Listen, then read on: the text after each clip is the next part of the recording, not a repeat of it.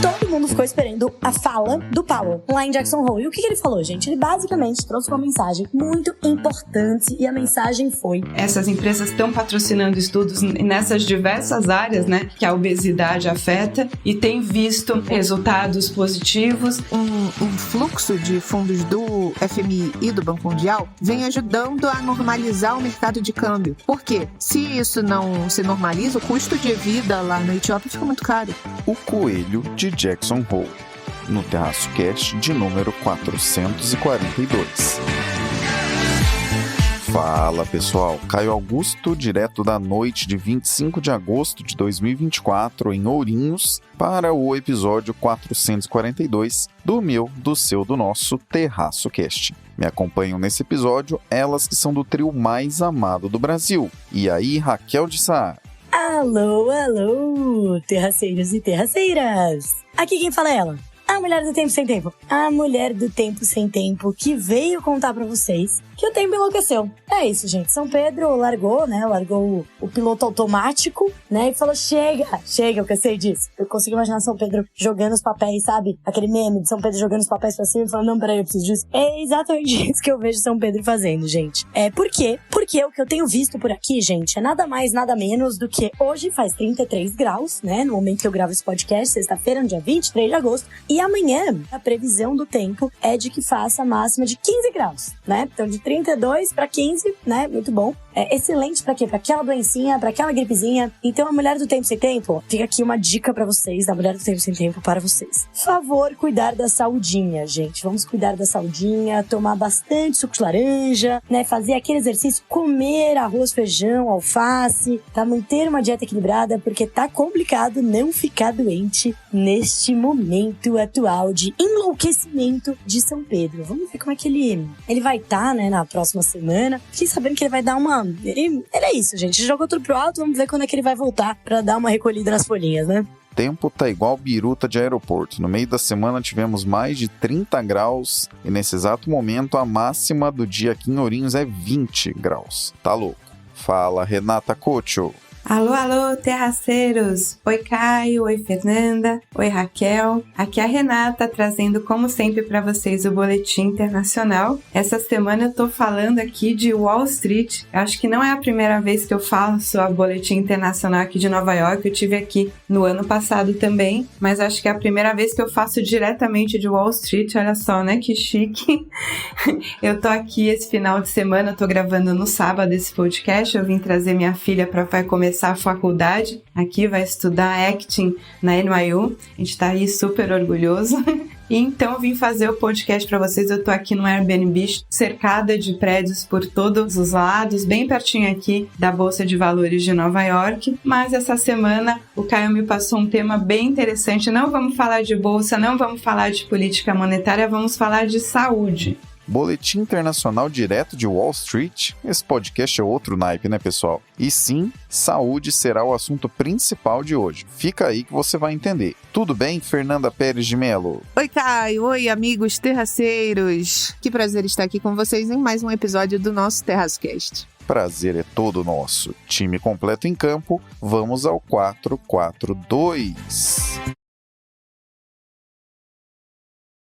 Raquel, o que Powell sinalizou na reunião de Jackson Hole? E quais os impactos disso para o Brasil? E para o tema de hoje, Caio Augusto, é isso mesmo. Vamos falar de quê? De quê? Adivinhem de quê? Aquele tema que a Rê... Aliás, vai aqui meu alô pra Rê, vai aqui meu alô pra Fê, mas aquele tema que a Rê adora, né? Aquele tema de política monetária e juros. Teve reunião do FONC, do Copom? Não, gente, não teve. O que teve foi o simpósio de Jackson Hole. Bom, gente, vamos lá. Pra quem não sabe, Jackson Hole é uma cidade. Na verdade, não é uma cidade, né? Vou ler aqui a definição. Aqui é uma montanha, tá? Segundo o Wikipedia, é um valley, né? É ali um vale mesmo, entre Gross Venture e Teton Mountain. Então é um vale entre duas montanhas, né? E fica no estado de Wyoming. E aí, o que Jackson Hole, que essa cidade aleatória, parece bem bonito, gente, aliás. Essas montanhas, né, cheias de neve na ponta, tipo aquelas embalagens de chocolate, não é mesmo? Então, por que eu tô falando de embalagem de chocolate? Porque em Jackson Hole acontece uma coisa que eu amei a descrição, gente, do nosso querido, de um querido que eu não conheço, um querido mesmo, um querido distante, amigo de podcast, mas enfim, essa amizade não é correspondida porque ele não me conhece, que é a pessoa que fala ali do Financial Times, né, do Financial Times, no Financial News Briefing. E hoje ele chamou o Jackson Hole de Coachella de Economic Policy, né, Coachella de política econômica, achei muito engraçado. Porque é nas montanhas, né, e é isso, a galera se reúne. Ele é organizado pelo Fed de Kansas, e é um evento, é um simpósio, é um evento bastante acadêmico, assim, em que o objetivo, você tem uma série de, enfim, economistas, né, você tem presidente de Banco Central, diretor de Banco Central, uma galerinha que gosta de economia. Quem sabe um dia eu não estarei lá, gente, gravando pra vocês o Terraço Cast direto das montanhas ali do chocolate Milka. Não, gente, não é do chocolate Milka, tá? Eu só tô falando que parecia pela foto mesmo. Mas enfim, quem sabe um dia, né? Quem sabe? A gente, né, sonhar pode. Sonhar não custa. Mas enfim, fica lá todo mundo, né, falando sobre o quê? Sobre política econômica. Então, o pessoal, né, nerds vai lá discutir, se discutem papers, né, cada ano tem um tema, e é isso, e acontece lá essa conferência. Há alguns, eu acho que 2 anos atrás, se não me engano, se eu bem me lembro, né, a gente teve, foi no Jackson Hole que o presidente do Banco Central, o atual mesmo, o presidente do Banco Central americano, né, o Jerome Powell, ele falou sobre a nova diretriz de política monetária nos Estados Unidos, que era o Inflation Targeting, né? Inflation Targeting não, Average Inflation Targeting, né? Que eles iam parar de mirar uma taxa, uma meta fixa, e eles iam passar a olhar uma média. E aí deu o que falar. Eu até tenho, né, pra quem tiver curiosidade, caçar aqui no meu Instagram, lá atrás, tem uma explicação minha, tem um videozinho meu falando o que era esse tal de, né, Average Inflation Targeting, que é uma média, né, e aí ficou toda a dúvida da média em relação ao quê e tal, desde quando, até quando. Mas enfim, isso era num passado longínquo, em que os Estados Unidos e países desenvolvidos lutavam contra o quê? Contra a inflação baixa, né, parece até um passado realmente bem longínquo. E a gente sabe, né, claro, você, ouvinte do Terraço, sabe muito bem que os Estados Unidos e grande parte do mundo hoje luta contra a inflação alta, né? Com exceção ali da China, basicamente. Eu acho que é um dos países, um dos únicos países, assim, relevantes do mundo que hoje está lutando contra a deflação. Mas o mundo todo tá passando por saindo de um período inflacionário, né, forte, ou enfim, tentando sair de um período inflacionário, né, que veio como um dos legados da pandemia e uma série de desequilíbrios que foram causados aí tanto pela pandemia quanto pelo cenário geopolítico, né, e a pandemia aqui eu digo tanto os desequilíbrios do abre e fecha do mundo, quanto também as políticas, né, política de estímulo fiscal, política de estímulo monetário, juros lá embaixo, mas a gente já sabe todo esse papo. A verdade é que aqui eu tô só enchendo linguiça pra falar em Jackson Hole, sobre Jackson Hole. Porque todo mundo ficou esperando a fala do Powell, né? Do mesmo Powell, lá em Jackson Hole. E o que ele falou, gente? Ele basicamente trouxe uma mensagem muito importante e a mensagem foi: chegou a hora de ajustar a política econômica. E quando ele fala policy, né, ele tá falando, na verdade, the policy rate, ele tá falando chegou a hora de ajustar os juros, né? E aí, então, finalmente chegou essa hora. Eu acho que surpreendeu um total de 0 pessoas, né? Como eu gosto de falar em algumas decisões de política monetária. Tava todo mundo esperando já, né? A ata da última reunião do FONC, né, que é o comitê, que é o Copom americano, Copom do Fed, já tinha trazido isso, que uma série de membros, né, uma série de diretores do Banco Central americano já achavam que era apropriado começar a cortar, né, começar a cortar os juros na próxima reunião de setembro, etc. Então já estava muito claro que isso deveria acontecer. Então, o discurso do Powell em Jackson Hole, ele trouxe mais certeza, né?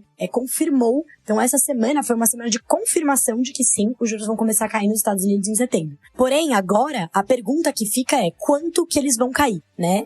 Aí tem uma parte do mercado, quando a gente olha isso, a gente olha pela precificação da curva de juros, né? O que tá ali para a próxima reunião. Uma parte do mercado acredita que o Fed vai começar cortando com 0,25 pontos percentuais. Lembrando que a taxa de juros básica lá nos Estados Unidos, ela é um patamar, né? É um range, né? Então, hoje tá entre 5,25 e 5,5. Então, se eles cortam 0,25, vai pra 5, 5,25. E se eles cortam meio, o upper bound vai pra 5 e o lower bound, né, vai pra 4,75. E aí a discussão é essa, qual que vai ser o ritmo, qual que vai ser a primeira, né, o primeiro corte e tal. E uma mensagem importante que foi passada tanto na ata quanto em Jackson Hole foi que agora, né, os diretores do Fed, inclusive o presidente, eles perceberam que, a gente tem que lembrar que nos Estados Unidos, o Fed, ele tem 2 mandatos. Ele tem um mandato dual, tanto de desemprego quanto de inflação. Aqui no Brasil, o Banco Central, obviamente, olha para o desemprego. Principalmente, né, falando aqui, a nossa situação tá o contrário. O mercado de trabalho tá muito aquecido e o Banco Central tá olhando como que isso vai pressionar a inflação lá pra frente, né? O desemprego não para de cair, provavelmente vai fechar esse ano aí abaixo de 7%.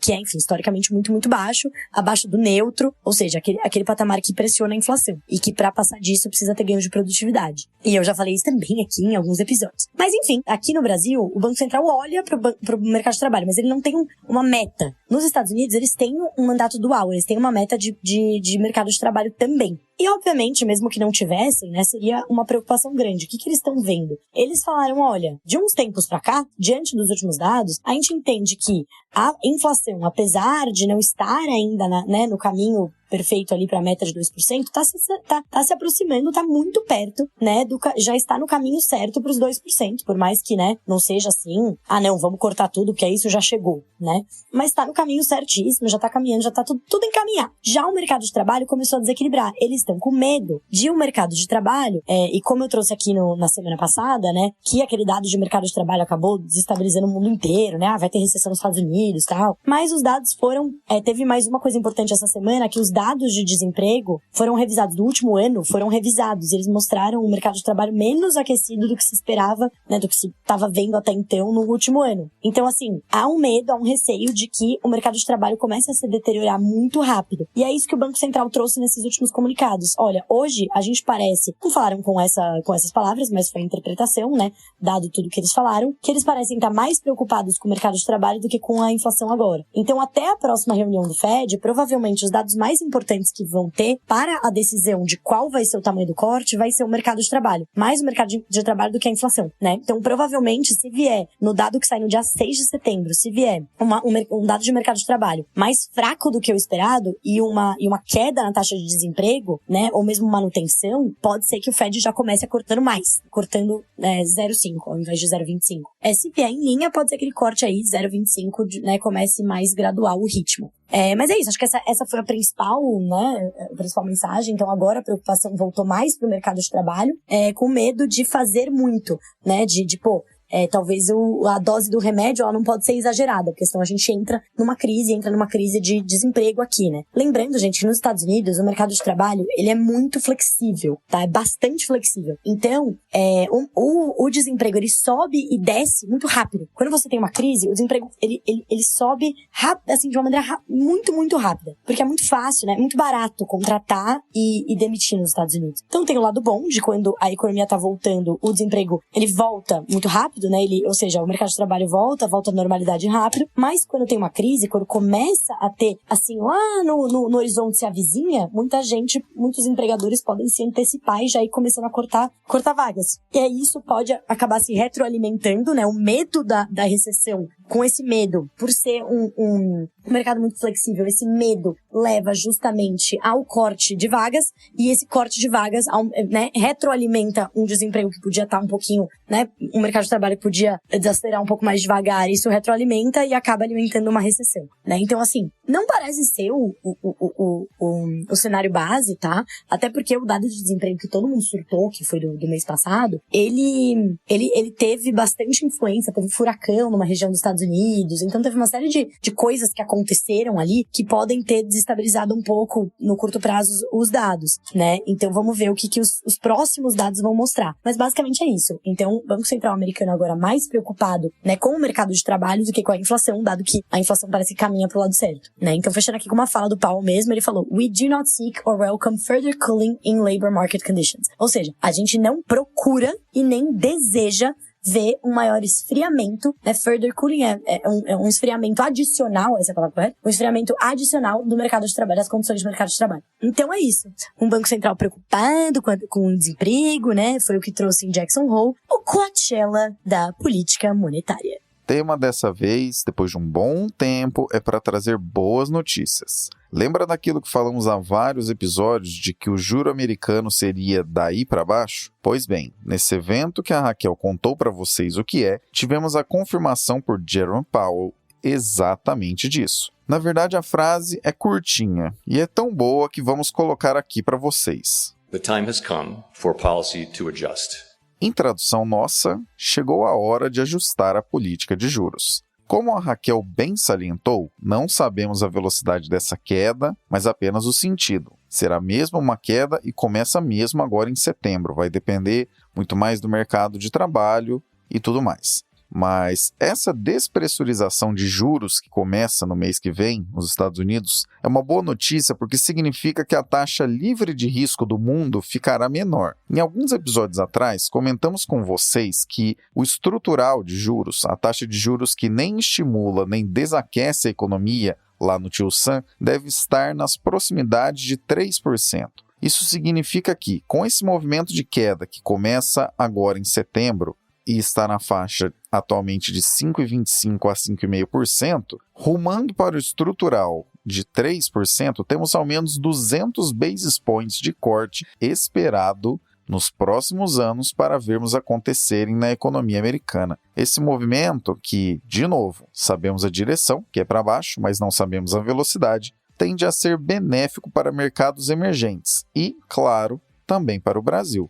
Há uma oportunidade de ouro de encaminharmos o lado fiscal por aqui para aproveitarmos essa despressurização vinda da maior economia do planeta. E, quem sabe, vermos a Selic não apenas em um dígito, como também nas proximidades do que vimos quando Ilan Goldfein era presidente do Banco Central. Para você que não está se lembrando, a Selic chegou a 6,5% ao ano naquela época. Os inimigos são apenas a displicência com o lado fiscal e os encontrinhos com o mercado feitos pela autoridade monetária, que ora mandam sinais de que o juro vai subir, ora mandam sinais de que os juros vai ficar de lado. Parece até que o Banco Central virou jogo de trade, né? Um negócio totalmente irresponsável, mas enfim, isso é outro assunto. Será que mais uma vez seguiremos a tradição secular de terra brasilis e deixaremos um cavalo alado e selado ir embora? Ou será que tudo acontecerá de modo diferente agora? Se tudo seguir na toada desorganizada fiscal e monetariamente dos dias atuais, pode dar tchau desde já para o Pegasus.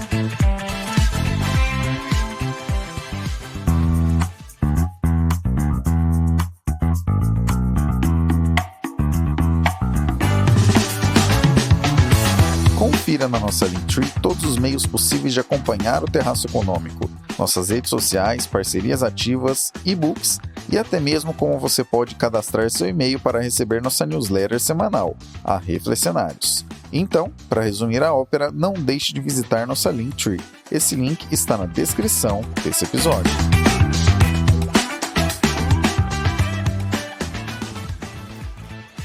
Renata com o Boletim Internacional. Eli Lilly deve repetir o sucesso da Novo Nordisk com seu remédio para emagrecimento. O que esperar desse campo da saúde e dos mercados no futuro? E achei bastante interessante, né? Acho que eu já comentei com vocês aqui algumas vezes. Eu sou formada em administração pública pela FGV. Trabalhei bastante tempo no mercado financeiro, mas eu também, depois disso, eu fui fazer medicina, então eu também sou médica. Então eu comento aqui, além do Boletim Internacional, os temas de saúde. Quem acompanha o podcast aqui faz tempo, cansou de ouvir minha voz aí, né? Quando a gente estava na pandemia, que o assunto saúde virou aí a nossa principal preocupação, né? A principal fonte de notícias, obviamente, por causa da pandemia. E agora acho que a saúde voltou, né, a ser assim um assunto importante em termos econômicos, com o surgimento dessas novas drogas, né, desses agonistas de receptor de GLP-1, que são essas novas drogas para diabetes, para emagrecer. A gente já já teve um podcast que eu mencionei rapidamente aqui sobre o Ozempic, né, o quanto que ele estava impactando ali o PIB da Dinamarca, né, porque a empresa que produz o Ozempic é na Dinamarca, a Novo Nordisk, e o quanto que a gente teve impacto também em supermercado, né? A gente está vendo supermercado, restaurante, a diminuição do consumo, né? Aqui nos Estados Unidos, mas hoje a gente veio falar desse assunto novamente, mas de uma maneira assim que eu e o Caio combinamos, assim, a gente conversou um pouco antes, de uma maneira assim um pouco mais ampla, né? Porque o Caio veio me perguntar assim, né, o gancho, né, então qual que é a notícia, né? A Eli Lilly, né, a gente sabe que ela é a responsável pelo Mondial Mounjaro, né, que é esse novo, é um competidor, né, do Ozempic, que é o Mounjaro, que é para diabetes. Tem um outro remédio que eu esqueci que também está aprovado para perda de peso, mas os dois são baseados nessa outra enzima que é a tirzepatide, né? Esse que é o princípio ativo, enquanto que o Ozempic é a semaglutide, o Mounjaro é esse tirzepatide. E a Eli Lilly, que é essa competidora da Novo Disco, saiu essa semana com um estudo comprovando os efeitos de longo prazo do remédio deles, né? Tanto para diabetes quanto para perda de peso. Mostrou muito com uns resultados muito melhores, né, do que o placebo. 92% das pessoas conseguem, né, que estão na fase de pré-diabetes, conseguem evitar a diabetes. Eles conseguiram mostrar que esse efeito continua para além de 3 anos, mesmo para as pessoas que param o medicamento. Então eles mostraram que quem para o remédio piora um pouco, volta um pouco o peso, mas ainda há um ganho de 88%. Então, assim, há uma perda para quem perde um percentual de quem para o remédio, mas ainda assim efeitos muito positivos. E aí o que o Caio veio me provocar, ele falou assim, né, qual que é a pegadinha, né? Ele fala assim, a gente como economista, a gente aprende a pensar aí que não, né, a máxima da economia, né, there is no free lunch, né? Então, assim, a preocupação dele é assim, que de efeito negativo que esse remédio pode ter no longo prazo, que a gente não está vendo, né? Parece que aí o grande cálice sagrado, né? A gente está vendo estudos para uma série de doenças, porque a gente sabe que a obesidade é o grande mal do século, né? Do século passado e desse século. Se a gente pensar assim em termos evolutivo, o ser humano nunca viveu de maneira, né, nessa abundância que a gente vive hoje. Até o começo do século passado não era assim. A gente teve uma série de guerras no século passado também que mais uma vez mostraram que não era assim, né? Então o ser humano desde que, né, nós viemos, desde o surgimento do Homo sapiens, a gente tem que lutar muito para conseguir comida, e hoje em dia a gente vive o contrário, né? A gente vive uma abundância de caloria, né? Mesmo as populações mais pobres, inclusive a obesidade é um problema mais sério nas populações mais pobres, tem acesso à caloria. Pode não ter acesso, muitas vezes não tem, infelizmente, a calorias de qualidade, proteínas e vitaminas, mas ali o açúcar, né? O que a gente precisa de energia. Hoje, boa parte, a gente tem mais pessoas sofrendo de excesso, né, de obesidade do que de desnutrição hoje no mundo, né? A gente tem uma fome hoje que é uma fome mais qualitativa, de qualidade de alimentação, mas não tanto de quantidade, né? Então, assim, a obesidade, ela causa uma série de problemas, a diabetes é um deles, mas não é só, e inclusive vários tipos de câncer, doenças cardiovasculares, até apneia de sono. Então, a gente tem visto estudos, né? Essas empresas estão patrocinando estudos nessas diversas áreas, né? Que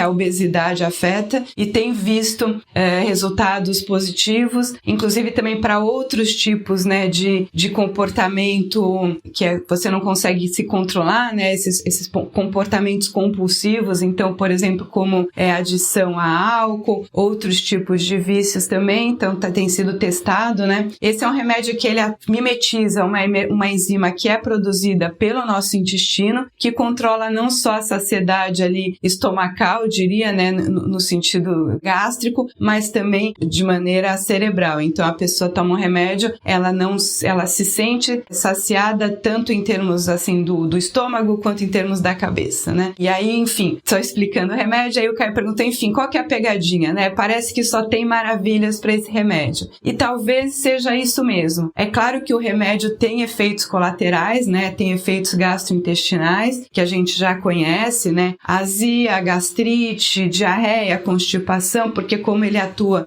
numa enzima estomacal, nem sempre as pessoas conseguem ajustar a dose, então tem um problema de dose, um problema às vezes de dores na região abdominal, então esses efeitos colaterais são conhecidos, e a gente ainda não sabe a questão também de dosagem, né? Como é que a gente vai fazer a manutenção, né? Como eu falei no começo, quando você fica muito tempo, você para o remédio, você tem uma perda, uma volta de ganho de peso, não volta para o que estava antes, como eu falei, falei, mas volta um pouco.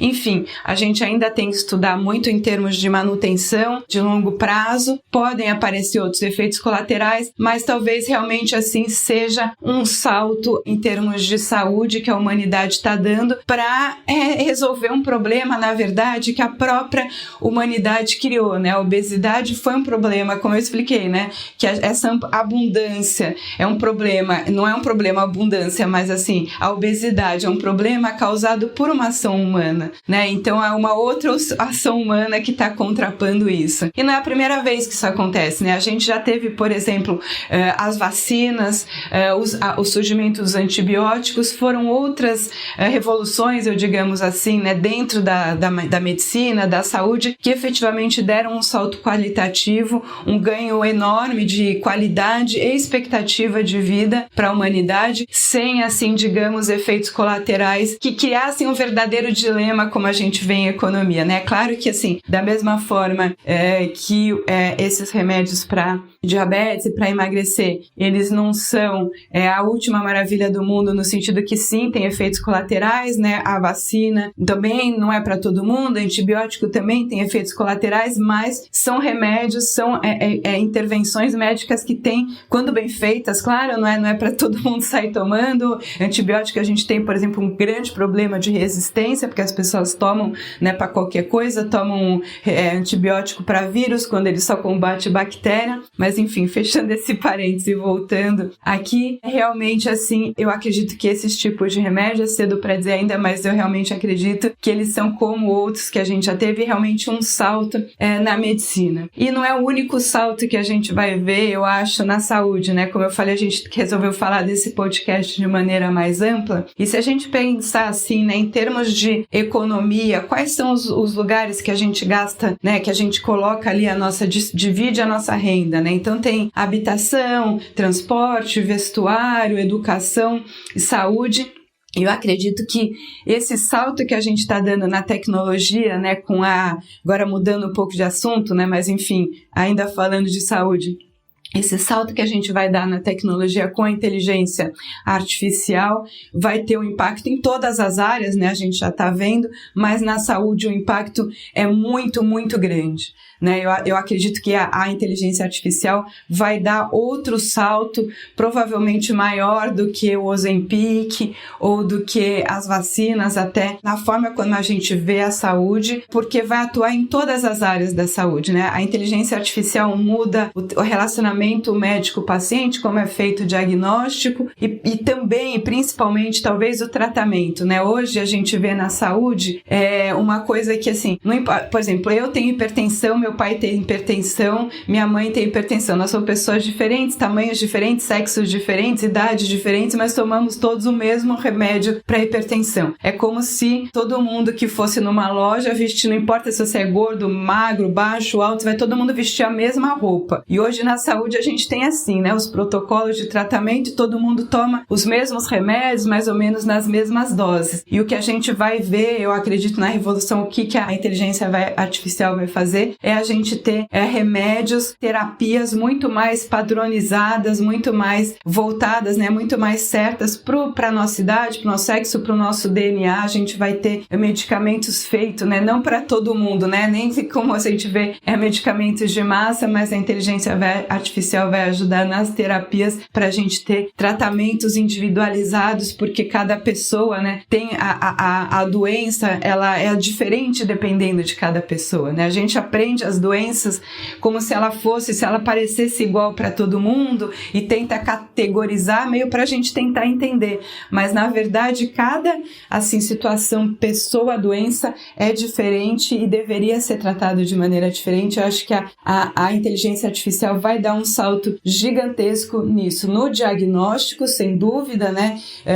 Assim, você fazer um diagnóstico por imagem, um diagnóstico de um eletrocardiograma, a inteligência artificial, obviamente, vai conseguir comparar aquela imagem com outras milhões de imagens, né? É coisa que o olho humano, por melhor que seja, por mais treinado que seja, nunca vai conseguir chegar a um bom computador treinado. Não estamos lá ainda, mas estamos muito próximo, né, de toda a parte de diagnóstico. O médico nunca vai deixar de ter sua função, porque ele vai fazer ali, né, ele conhece muito mais os tratamentos, conhece muito mais as doenças e vai poder ali ser um consultor junto com o paciente que se conhece melhor, né? Então, é claro que o médico nunca vai deixar de ter a sua função, mas assim, a gente vai ter muita ajuda do computador, tanto para o diagnóstico quanto para o tratamento. E assim, né, a saúde é uma coisa que ela depende muito menos do que essas outras áreas que eu falei de infraestrutura, né? A gente tem os hospitais, claro, mas assim, a gente vai ter carros, por exemplo, dirigindo sozinho, com inteligência artificial, né? Já temos, mas vamos ter cada vez mais, mas isso depende de uma infraestrutura. Casas construídas diferentes, vamos ter, mas isso depende, né? A medicina não, né? É puro software, digamos assim, né? Então eu acredito que a gente vai ter, além desses novos remédios que parecem assim milagres, mas na verdade, né, vem desse avanço na tecnologia aparecendo, a gente vai ter muita novidade aí vindo para a saúde. E eu sou assim bastante, digamos, entusiasta, porque também não tem outra solução, né, gente?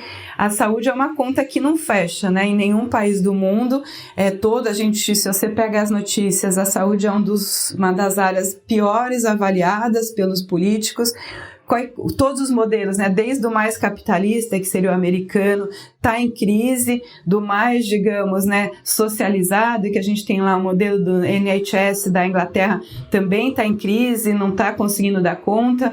O SUS também tem uns milhares de problemas. No Brasil, esse sistema híbrido, né, SUS para a população mais pobre, particular para a população mais rica, também não está fechando conta. Então, a gente realmente está precisando desse salto na saúde. Eu espero que a tecnologia traga isso para a gente. Uma das melhores coisas aqui do TerraçoCast é que conseguimos trazer temas que vão além da economia pura e simplesmente. Basicamente, em todos os lugares que você ouvir falar sobre Ozempic e aspectos econômicos, né, Ozempic e outros remédios emagrecedores, no caso, você verá ou ouvirá efeitos econômicos pouco explicativos, tais quais as pessoas estão consumindo menos fast food e isso impacta certas empresas, ou mesmo algo como não tem contribuição nenhuma. A grande realidade é que os efeitos vão muito além do aspecto econômico. Tem tudo a ver com saúde, muito mais a ver com saúde do que economia na realidade. Conversando com a Renata sobre a importância de trazer esse tema para cá, realmente minha dúvida maior foi sobre uma eventual pegadinha vinda desses remédios. Isso acontece porque, com uma cabeça muito direcionada para a economia,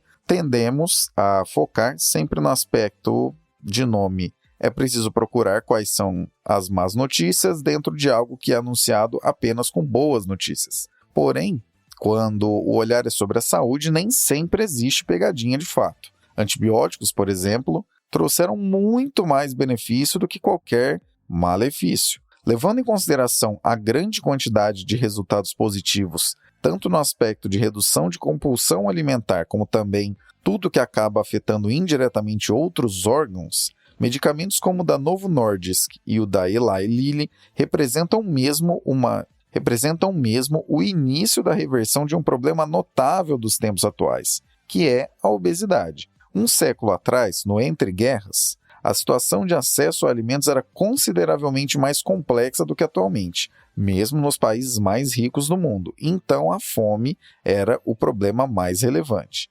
Atualmente, com o acesso aos alimentos consideravelmente mais fácil do que 100 anos atrás, o maior problema nessa seara é justamente a obesidade, o outro lado da moeda. E cá para nós, a obesidade não é meramente questão de comer mais do que precisa, tem tudo a ver com um amplo modo como cada uma das pessoas lida com a comida, desde o aspecto por quais motivos você come, há quem coma ansiedade, quem coma frustração, quem coma para compensar algum trauma e afins. E até mesmo o como é que você pode buscar alguma reação a isso para reverter essa situação.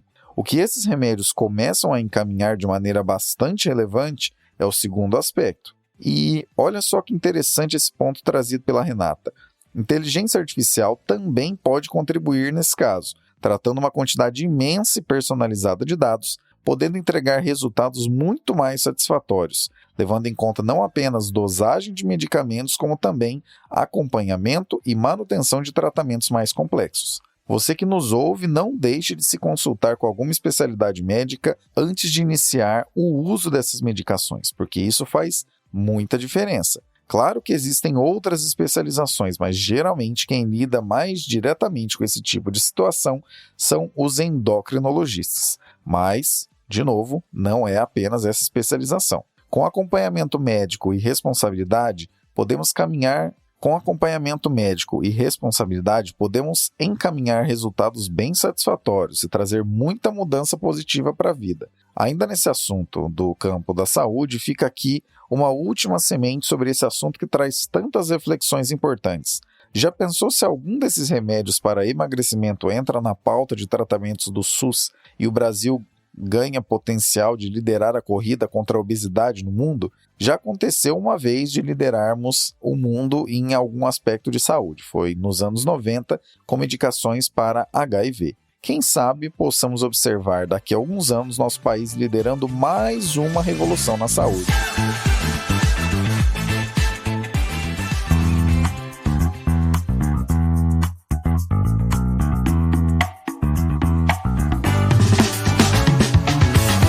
Gosta de como os conteúdos do Terraço Econômico traduzem e desmistificam as coisas? Saiba que não fazemos isso apenas com a análise dos cenários, mas também para parceiros comerciais. Para saber como o seu negócio e o nosso negócio podem ser parceiros, visite na nossa Linktree o item Contrate o Terraço.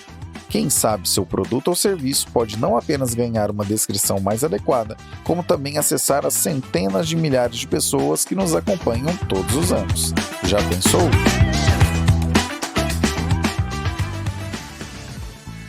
Fernanda, Etiópia acabou de encerrar um período de 50 anos de câmbio fixo. Como foi possível ter segurado a moeda tanto tempo? Olha, Caio, o tema de hoje me deixou muito curiosa. 50 anos de câmbio fixo? Como que se explica algo tão incomum?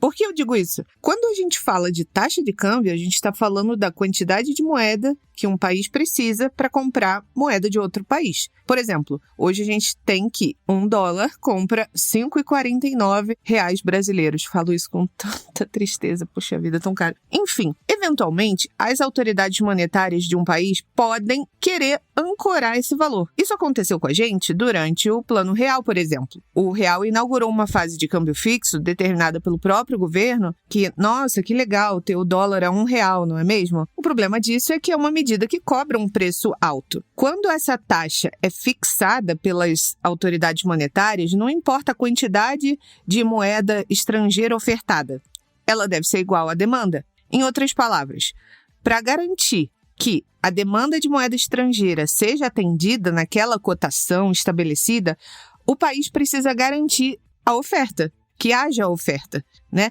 E faz isso através das reservas internacionais. O quanto de dólares o país tem guardado. No caso das reservas internacionais se esgotarem, o governo precisa recorrer a um aumento do saldo positivo do balanço de pagamentos, a.k.a. empréstimos internacionais. Então, a grande crítica desse modelo é o esforço que o país precisa fazer para garantir a oferta de dólar. Muitas vezes, o país aumenta muito os empréstimos internacionais para garantir o câmbio fixo. E durante o último meio século, a Etiópia controlou rigidamente o valor oficial da sua moeda, o BIR. Isso mudou em julho, quando as dívidas incontroláveis e as reservas estrangeiras caindo muito forçaram o governo a liberalizar o regime de câmbio. Essa decisão seguiu os movimentos semelhantes do Egito e da Nigéria e também abriu portas para as negociações com credores para a reestruturação de dívida de metade dos seus 28 bilhões de dólares em dívida. Tá, mas como o governo tentou controlar por tanto tempo? O Banco Central definiu a taxa, né, pelo qual o BIR poderia ser negociado e controlou o acesso ao câmbio estrangeiro. Só que isso encoraja o surgimento de um mercado paralelo de moeda, né? Assim como a gente viu na Argentina. Estima-se que 80% das negociações de moeda estrangeira aconteceram na rua, com dólares americanos rendendo mais do que o dobro da taxa oficial. Nos últimos anos, a moeda estrangeira se tornou ainda mais escassa porque as importações ultrapassaram as exportações e os fluxos de ajuda internacional quase secaram depois da guerra em 2020. A guerra civil dentro da Etiópia. Então, em 2022, o governo restringiu as importações de 38 itens, incluindo perfumes, chocolates, sucos, em uma tentativa de limitar a saída de capital. Nossa, um pouco inviável, né? Então, como ocorreu a depreciação dessa moeda? Excluído dos mercados de capital internacionais, depois do calote que o governo deu em dezembro, o governo anunciou que flutuaria a moeda. A taxa oficial do BIR caiu imediatamente, em 30%, em relação ao dólar, em 29 de julho, enquanto o governo buscava fechar a lacuna entre os mercados oficial e o paralelo. Isso permitiu que o governo recorresse ao FMI para o financiamento e entrasse em negociações para renegociar a dívida.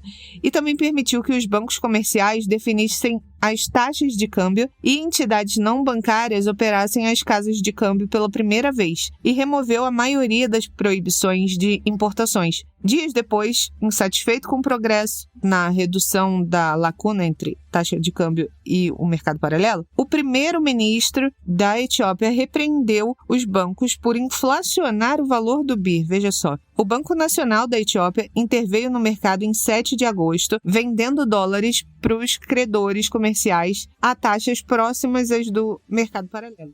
E como a Etiópia chegou nesse ponto, né, nesse patamar? O que tem de errado com a economia da Etiópia? A grande questão é que por muitas décadas o governo entendeu que o desenvolvimento deveria ser liderado pelo Estado. Então, o progresso daquele país deveria ser liderado pelas estatais. Então, o governo evitou muito a privatização, protegeu alguns setores, como o setor bancário, de telecomunicações, e buscou canalizar tudo que vinha externo, toda a poupança privada, para projetos de desenvolvimento. Só que, qual é a grande questão com isso? Isso fica muito custoso. A desvalorização do BIR agora e um influxo de fundos do FMI e do Banco Mundial vem ajudando a normalizar o mercado de câmbio. Por quê? Se isso não se normaliza, o custo de vida lá na Etiópia fica muito caro, né? Então, os novos subsídios introduzidos pelo governo devem ajudar a proteger os cidadãos contra esses custos de vida muito mais altos. Ainda assim, essa reforma da moeda tem adicionado muito estresse na economia. Também não está claro se a administração nova do governo vai concordar em desempenhar um papel menor na economia, permitindo que estrangeiros possam ter propriedade privada, que comprem participações em ativos nacionais. Em junho, a Etiópia colocou à venda uma das suas estatais de telecomunicação para investidores estrangeiros que estavam em espera, né, optando por dar prioridade aos investidores de varejo nacionais, mas permitindo sim que alguns estrangeiros pudessem investir. E aí, dado todo esse cenário, né, de decisão de câmbio fixo ou não, queria deixar uma recomendação para vocês. Vocês sabem que eu escrevo lá para a Inteligência Financeira. E a Inteligência Financeira lançou, quando o Plano Real completou 30 anos, né, há alguns meses atrás, um podcast sobre o Plano Real, a história do Plano Real. E lá no episódio 5 fala exatamente sobre ancoragem da moeda. Então, recomendo muito que vocês assistam o podcast completo, né? Também, assim como o nosso TerraçoCast está em todas as plataformas. E é bem interessante de se escutar todos os personagens aí do Plano Real. E vemos até hoje, né, os países se desafiando quando o tema é câmbio. Câmbio fixo é aquela situação em que a autoridade monetária faz todo o esforço do mundo para manter um certo nível de câmbio entre a moeda nacional e alguma outra moeda de referência. Essa grande moeda de referência internacional há décadas é o dólar dos Estados Unidos. E também, durante décadas, a Etiópia manteve seu câmbio fixo.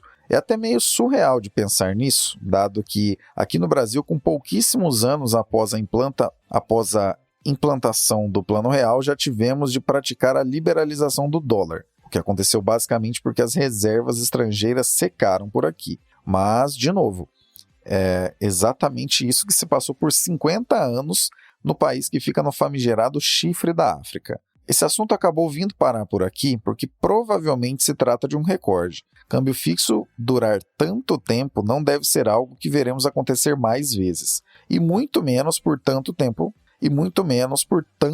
assim.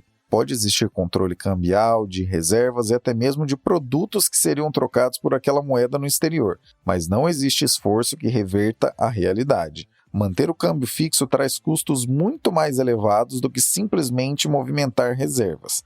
Acaba impactando boa parte dos setores de uma economia como um todo. Até porque, não se esqueçam, nenhum país é sustentável sozinho em tempos. Nenhum país é sustentável em todos os aspectos possíveis apenas internamente. Sempre é preciso contar com o mercado global, não apenas para oferecer nele o que você produz de melhor, como também para buscar ali o que você não produz, mas precisa comprar. E como no comércio global as transações são feitas com base em moedas de referências, e a moeda de referência atualmente é o dólar, não há mágica e nem câmbio fixo que dure para sempre. Mas de fato, fica aí registrado o recorde. Pode não durar eternamente, mas 50 anos, que é 20 anos a mais do que o próprio plano real tem de existência, é realmente um tempo bastante longo. Que a Etiópia consiga, de agora em diante, lidar melhor com os problemas desse período de tão longo câmbio fixo, através de uma normalização do mercado de câmbio e, claro, de todos os outros mercados que são impactados por isso. E sim, esse podcast que a Fernanda comentou é o mesmo que já havíamos recomendado no episódio 441. Vamos repetir o nome aqui para que você possa procurar depois, porque ele vale muito a pena. Lá vai, Plano Real, a moeda que mudou o Brasil. Vamos nos despedindo do trio mais amado do Brasil, que trouxe neste 442 do TerraçoCast suas análises simples, mas não simplistas. Obrigado, Raquel. É isso, pessoal. Por essa semana é só. E eu aguardo o quê? O meu convite, né? Pro Coachella. Pro Coachella de verdade ou de política econômica. Eu sou pessoa eclética, né? Eu vou gostar dos dois. Fica a dica aí, terraceiros. Obrigado, Renata. Então é isso. É o que eu tinha para comentar com vocês essa semana. Semana que vem eu vou estar fazendo podcast de Michigan. Eu vou estar lá e, né, na Árbora, minha outra filha faz ciência da computação em Michigan. Então também por isso que eu sou tão entusiasta dessa área. E eu vou fazer o podcast diretamente de Michigan para vocês na semana que vem. Tá bom? Um beijão e até lá. E obrigado, Fernanda. Muito obrigada a você que ouviu o nosso episódio até o final. Vocês sabem que podem me encontrar lá no @sigafefa e eu vou ficando por aqui. Grande abraço, até semana que vem. Valeu. Você que sempre nos acompanha, que tal trazer mais gente para ouvir e também acompanhar o TerraçoCast? Não deixe de enviar esse episódio para alguém que também queira ficar por dentro das discussões relevantes a nível doméstico e internacional. Abraços pelas ondas sonoras. Continuamos a prosa no próximo episódio.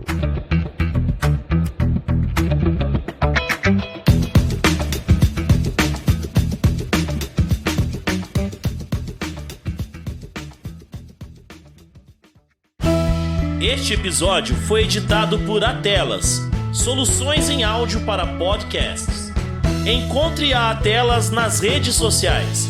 É só buscar por @AtelasEdição.